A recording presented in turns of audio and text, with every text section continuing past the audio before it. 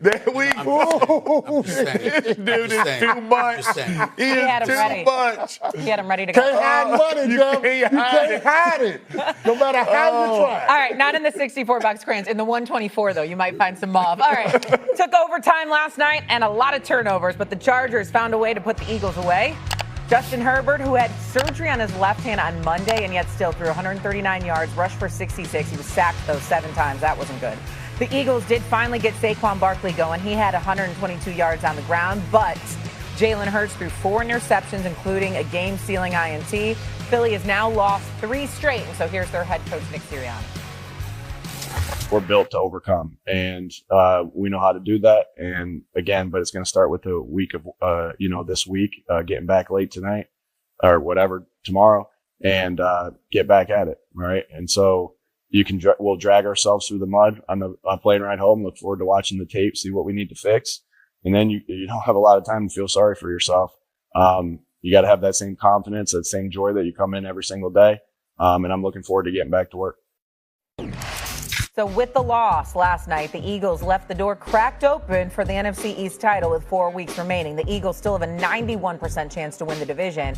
They're projected to win 3 out of their final 4 games. Yet still, the Cowboys are right there for the taking, with Philly kind of in this free fall situation. Do we think they can still hold on to that NFC East? Stephen A., what do you think?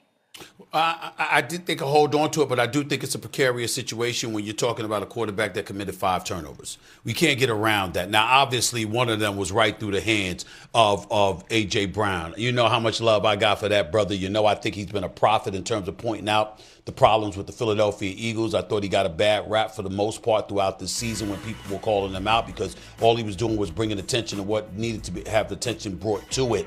But I got to tell you, one of those interceptions that went right through his hand, that dime that Jalen Hurts dropped in his eye, I understand, you know what, he had his arm tugged at or whatever, but that hit him right in the hands. You're big time. You're a man amongst boys. You got to pull that in the left end of the end zone. To me, you got to pull that in. So those are 2 plays that I look at A.J. Brown. I'm like, damn, missed opportunity on a touchdown. Definitely that was alligator arms. There's no way to slice it. He felt footsteps, okay? And those were alligator arms. That is a catch. He is supposed to make that catch. That interception is not on Jalen Hurts. But what about the other 3 turnovers? And you got to take that into consideration, particularly the last one from the 17-yard line. You know, you can hit the guy right under CC, Jeff Saturday. You don't have to throw it, on the out pattern to the guy at the 1-yard line. It's 2 guys there, all right? You can't make that throw. You're in field goal range. You're in a position to tie. You know how much is on the line. Dallas has a tie on its record in your division, and they're tugging at your heels. All of those things come into consideration before the game. But if you're playing this game like Jalen Hurts has shown he's capable of playing this game, that is a mistake at that particular moment in time you simply cannot make. He's made it, and once again, we find ourselves here talking about the Eagles' offense, because the Eagles' defense, outside of that 80-yard drive to open the game by the Chargers, they put the Chargers pretty much on lock and key. The Chargers couldn't find a rhythm all game long. They really couldn't do much with that Eagles' defense. So the Eagles' defense showed up, gave them every opportunity to win, but Jalen Hurts and that offense didn't answer the call, and that's why they lost this game. Yeah, SAS, I'm with you on that last turnover from Jalen Hurts. I don't know why he decided to force the ball. Yeah. But I also don't know why Nick Sirianni decided to put the ball in the air. You had 1st and 10 from the 17-yard line going in. Run the football. Yeah. Run it, especially behind the left side of the offensive line. They were absolutely dominant. Saquon Barkley had 8 rush attempts behind Jordan Mailata and Landon Dickerson. And guess what? He had 96 yards rushing, including 87 before contact. But a huge chunk of that came on that flip play. Yeah, but you still had half of those rush attempts be first downs, and you had 3 rush attempts over that left side of the offensive line that went for 10-plus yards. So I don't understand that. But to answer the question, the Philadelphia Eagles are going to win the NFC East. They are. When you look at the remaining schedule, they're going to cruise to 11 wins. But whether or not they win the division is not the conversation we should be having about the Philadelphia Eagles. The conversation we should be having about the Eagles is, how can this team position themselves to go back-to-back? Because that's all anybody talked about after they won Super Bowl 59. With the talent that they had on this roster, the young guys on the defensive side of the ball, Super Bowl MVP quarterback, A.J. Brown, Devontae Smith, an offensive line that was the most dominant in football that we've seen in some time, And the majority of those players coming back, we were saying to ourselves, are they going to be the third team in the last quarter century to go back-to-back? We saw the Patriots do it. We saw the Chiefs do it. We were ready to compare the Eagles to those modern-day dynasties, and they are a far cry away from that. And based on what's happening on the offensive side of the ball, I don't know how they get back to the team that we saw at certain points this year, but also the team that we saw the majority of last year. Yeah, I don't think they go back to last year, right? I think their offensive line, without Lane Johnson, they're 15-27. They were 15-25 before he got hurt. They've lost 2 in a row without him. He is an absolute stud at the right tackle position. Him being out has been detrimental for them on that side of the football. But here's the thing. I took a lot of grief on this show maybe a month and a half ago when everybody was telling me how boring this offense was, how boring the Eagles were. They're this, they're that. And I said, listen, there is a risk and reward profile that the Eagles stick to that allows them to win games. And we're reading cryptic texts from A.J. Brown, and everybody wants to worry about is he happy, what's happy. Everybody's got problems in Philly. They don't think Hurts can do it. I don't care if he can do it. It don't matter. You know how they win games? Don't turn the ball over. In the last 3 weeks, they're averaging 2+ turnovers a game, and they've lost every game. The truth of the Eagles is that they fell into the trap of listening to what everybody else thought. I don't care if you score 10 points a game because you beat the Packers doing it that way, right? You beat the Rams doing it that way. This is a good enough football team on the defensive side that if you just hold serve offensively and make it an ugly game and find ways to make big plays in the latter portion of games, you'll win a bunch. They targeted A.J. Brown 13 times last night. He had 3 drops. One was an interception that S.A. talked about. The first play of the game.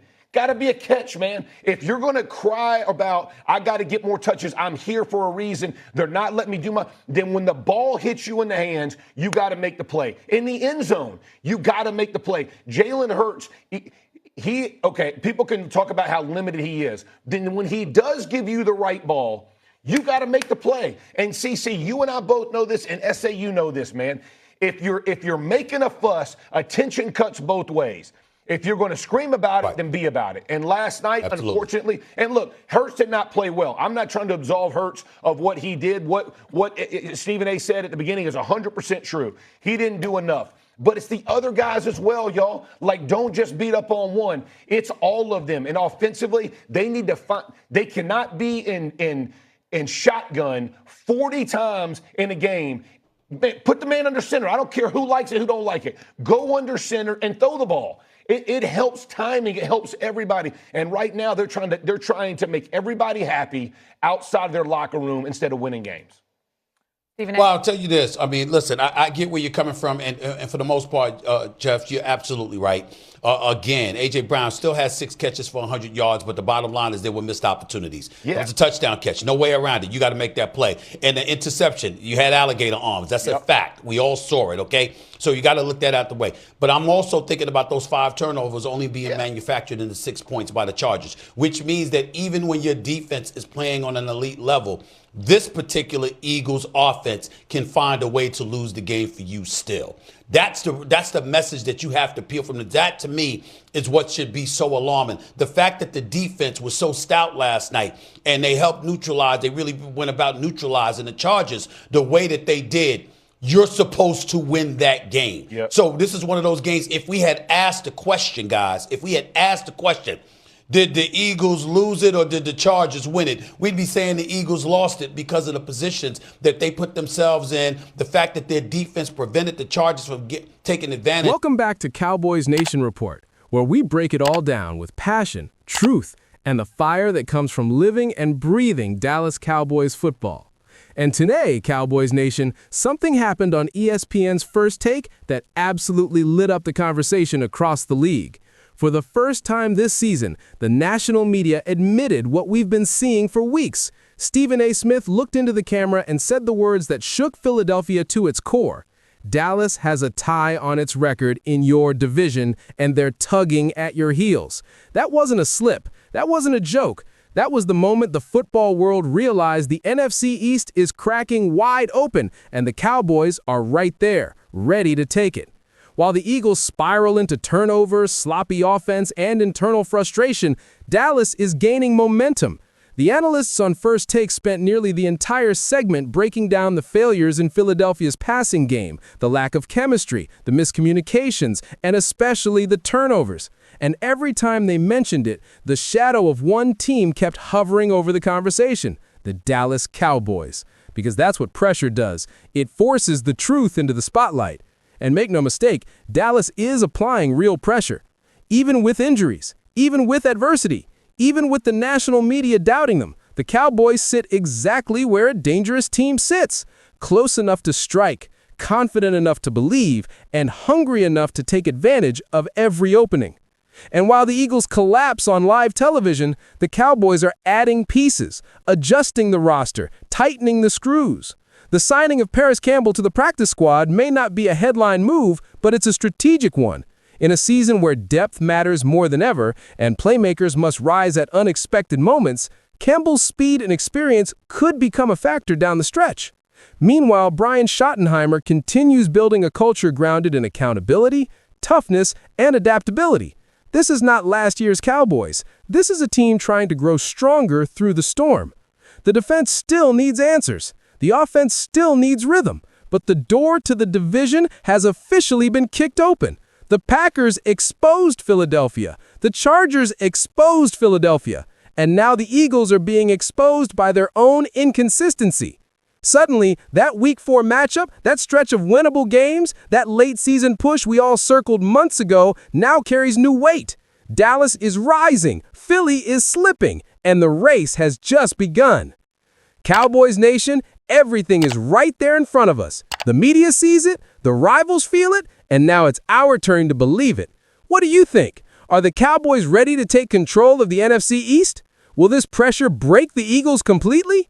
Drop your thoughts below, hit like, and subscribe to Cowboys Nation Report so you never miss a moment. 1 star, 1 fight, 1 mission. Let's ride, Cowboys Nation.